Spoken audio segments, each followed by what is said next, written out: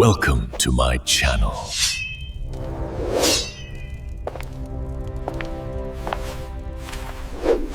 In a house built on bloodlines, one boy was born to be forgot.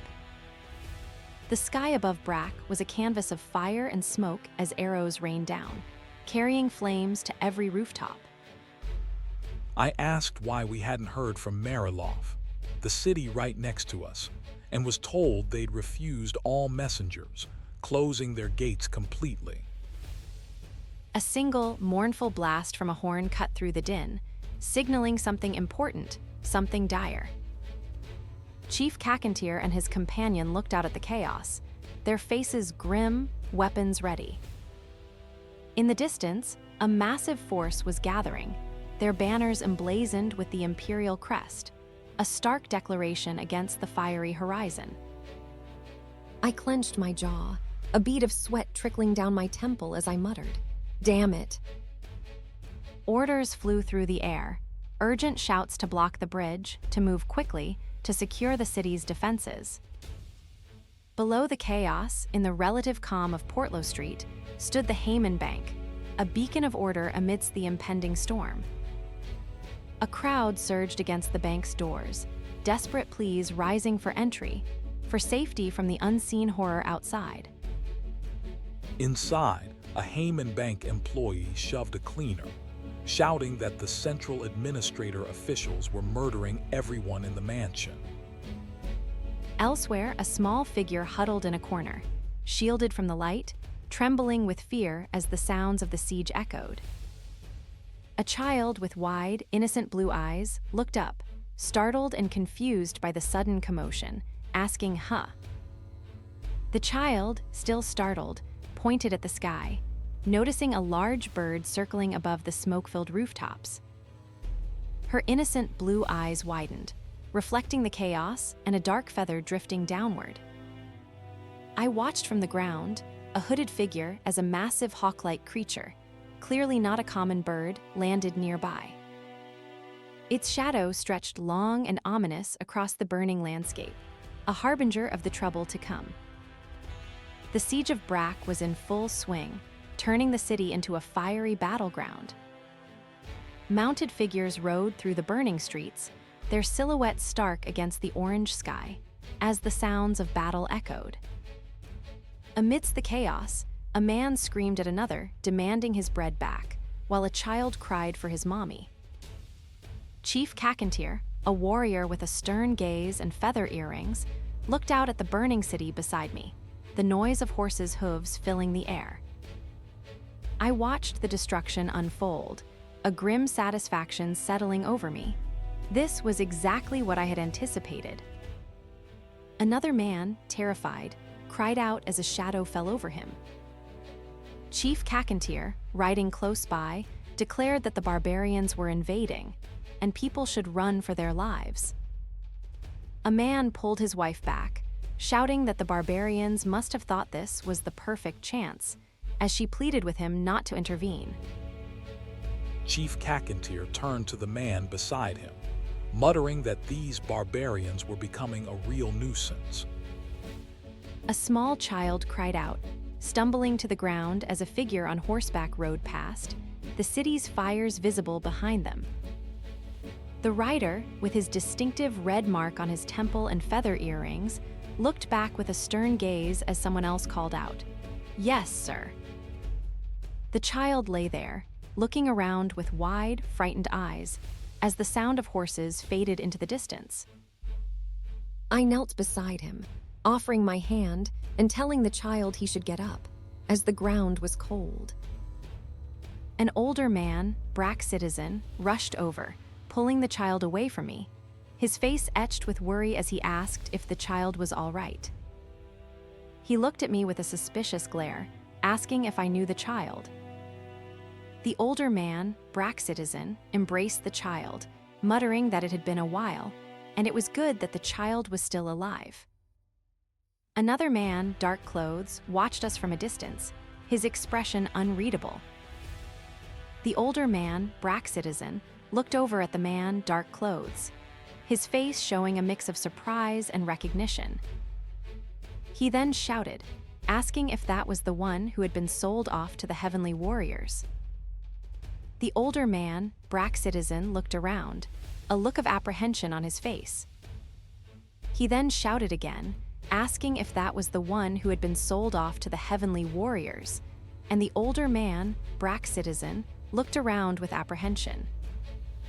The Brack mansion, a symbol of Lord Malin's power, now showed cracks and damage, a clear sign of the siege's toll. Inside, the grand hall was littered with debris, as cloaked figures stood amidst the destruction, some with horses. Chell, still tied up and looking flustered, let out a nervous chuckle.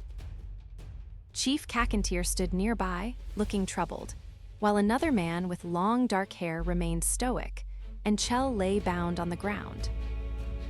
Suddenly, a gleaming dagger flew through the air, prompting someone to cry out, demanding to know who was there. A man in a red cape, his face contorted in a shout of alarm, instinctively raised his sword to block the incoming blade. Chief Kakantir caught the dagger with surprising ease, his hand firm around the hilt. I stepped forward, introducing myself as Ian, the son of Lord Malin, and declared that these people were the Heavenly Warrior clan, the great warriors of the desert. I stated plainly that we were not here to fight. Instead, I wanted to have a talk and instructed them to notify their master of our presence. I sat beside Chief Kakantir on a plush red sofa, waiting in what looked to be a luxurious library, as the morning sun streamed through the high windows. Captain Malin, the woman before me, wasted no time, asking directly if I was Ian Brack. She then introduced herself as the captain of the Royal Investigators, mentioning Lord Malin had spoken of me. The four of us, Chief Kakantir and I on one side, Captain Malin and another investigator on the other, sat in the tense silence of the formal library, morning light streaming in. I met her gaze with a small, knowing smile, well aware of what Lord Malin would have told her. Captain Malin broke the quiet, sighing that dealing with the barbarians had consumed too much valuable time. Her sword, resting beside her, looked well used, stained with what I could only assume was blood. She looked away, clearly exhausted by the ongoing fight, and let out another sigh. Chief Kakantir and I remained silent, watching her, allowing her to set the pace of our conversation. I leaned forward, my smile widening, and remarked that Brack was indeed a precious hometown, especially considering the current state of affairs. Chief Kakantir shifted beside me, clearly uncomfortable with my provocative tone. Captain Malin's leg twitched, her heel tapping the ground, a clear sign of her growing irritation. She finally snapped, stating that the Heavenly Warrior clan and the Royal Investigators had been at odds for some time now. I leaned forward, my voice cutting through the tension. Aren't you living proof of that? A small sound of exasperation escaped Captain Malin, a puff of air that spoke volumes. She glared at me, her face a mask of indignation as I offered her a slight, knowing smile. The way you talk is quite grand, I continued, pressing the point. Are all the captains chosen these days of lowly birth? Her eyes widened and she practically shrieked, "What?" Chief Kakantir, ever stoic, interjected calmly, "I'm the center of the great desert." He then added, "You should watch your tone. If you've verified Captain Durga's tax evasion, hurry up and proceed with the execution and leave." His final words were a clear dismissal. "We'll clean up things here in Brack." The chapter ended there, leaving the confrontation hanging in the air. A hostile noble's hand slammed down, the sound echoing through the room as he called me insane. "Where do you think you are, you beast-blooded bastard? I am the heir of the Empire. This is an insult." He glared at me, his face twisted in a sneer, demanding I consider my place. His fist clenched, a silent threat against me, a sign of his simmering rage. The air around us grew heavy, charged with his barely contained fury, as if he expected me to cower. That means anyone who kills you will not be blamed. He spat, his voice laced with venom. So don't act arrogant. Know your place, you Durga's bastard, he finished, his insult hanging in the air. Sunlight streamed through the window, illuminating the dust motes dancing in the air, a stark contrast to the dark mood. As you've said, I replied, a slight smile playing on my lips. I have Durga's blood, but I am not of the Brack family, and I am a unique citizen of the Empire who has interacted with the Heavenly Warriors clan. He shot back. It does not include cleaning up his territory afterward. Does telling you to leave after you're done with your job cross the line? Meral let out a frustrated groan, turning his back as if he couldn't bear to look at me any longer, while another figure watched on. Then a rolled scroll dropped onto the table, landing with a soft thud. Lord Malin picked it up, a sly, almost self-satisfied smirk playing on his lips. The central administrator, the same one who'd registered me, watched him with a wary gaze, his feathered earring glinting. The central administrator looked from me to Lord Malin, his expression confused, as if he couldn't quite believe what he was hearing. Did I just hear you wrong? I think I just heard you say that you want that bastard son too. Become the Lord of Brack. I smiled, the very picture of calm, though inside I knew the chaos this declaration would unleash. You're seriously crazy. The central administrator's jaw clenched, his disbelief palpable. There are no faults with Ian outside of his blood ties. Currently, the people of his territory are on the verge of becoming unruly and protesting. But if Ian, who has the blood of Brack, comes forward, he can take control. In addition, he has the support of the barbarians, who are vital to the security of the border. Even with Lord Malin's elaborate argument, the central administrator was not swayed. Appointing a lord is solely the Emperor's responsibility. He was making his position very clear to me, though he looked at Lord Malin as he spoke.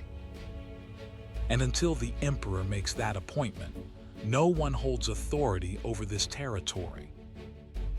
He thought he was shutting down the conversation, but I just smiled internally. Where there's no authority, there's opportunity. The central administrator then took out a scroll, his expression hardening. I'm tasked with capturing all resisting soldiers and establishing the Emperor's rule of law here. But Durga, his wife Mary, and his son Chell were all beyond my reach. I listened to his words, maintaining my calm demeanor. The central administrator stood before me, his gaze intense. He looked at me with a calculating stare, but I simply returned his gaze with a subtle, confident smile. Our eyes met, a silent challenge passing between us. I will see you again shortly. I just had to wait for the imperial edict, the formal declaration that would make me the lord of this territory. Once I held that title, I would shatter every one of those arrogant bastards who dared defy me. I snapped at a deputy for carrier pigeons, knowing my time was coming. Meanwhile, Chell and a few guards were moving through a dense, sun-dappled forest, one of the guards pointing the way forward. How far down are we going to go? They said we needed to go to the Howan Kingdom. Damn, what a mess, he muttered, clutching a pouch of coins, a grimace on his face. Suddenly, a flurry of dark feathers filled the air above them. More feathers, dark and sharp, seemed to be falling from the bright sky. A streak of crimson and a sickening sound cut through the air, narrowly missing Chell as a projectile whizzed past. "It's an ambush," one of the guards shouted, pushing Chell back, blood splattering as he called for them to protect Lord Malin. Looking up, Chell saw figures emerging from the rocky crevices and treetops above, winged warriors among them, as one of them called out, "It's been a while, Brack." A warrior with a cruel smile looked down at them, scoffing, "What a pathetic state you're in." Chell and the guard recoiled, eyes wide with horror as another arrow zipped past them. Another blood-tipped arrow then scraped past them, embedding itself in the dirt with a thud. A guard, trying to shield Chell, raised his own, but the onslaught was relentless. Chell clutched his side, wincing in pain as he finally looked up at his attacker. "Hey, remember me. You beat the hell out of me at the training grounds." It was Meral, the aggressive noble from the training grounds, now striking Chell with a wicked smile while his guards kept Chell's man at bay. But I was already back at the manor, bathed in a soft, golden light, telling Lord Malin, "I'm back, father." Lord Malin's eyes narrowed, a flicker of something I couldn't quite read in their depths. But for some reason in that moment, Chell's desperate cry echoed in my mind. "IAANN." A sickening crunch reached my ears, as if something vital had shattered. And then a shield, Chell's shield, split in two, covered in fresh blood. The border count's illegitimate son was the Emperor. Back at the manor, one of the central administrator's men dragged a bound figure forward, saying, "Here, I've brought him." The central administrator, his face a mask of annoyance, looked at the bound man. The bound figure was Chell, his face bruised and a gag in his mouth, the sack tied around him confirming his capture. Perhaps this makes us a bit more trustworthy now. Two of the central administrator's men lifted Chell's bound form and began carrying him away. My duties aren't complete. I was tasked with the destruction of Brack, and I still haven't found the Countess or Chell. There's no chance they escaped the territory after the day they vanished. He turned his back, a cold calculation in his gaze. The central administrator's men, including the one who'd brought Chell, stood waiting for his next command. We must find them first and then capture them, dead or alive. If you happen to find them, you know what to do, right? He planned to hide the Countess and Chell until the imperial edict arrived, ensuring no one else could find them. That was the chapter. Subscribe for the next part of his rise.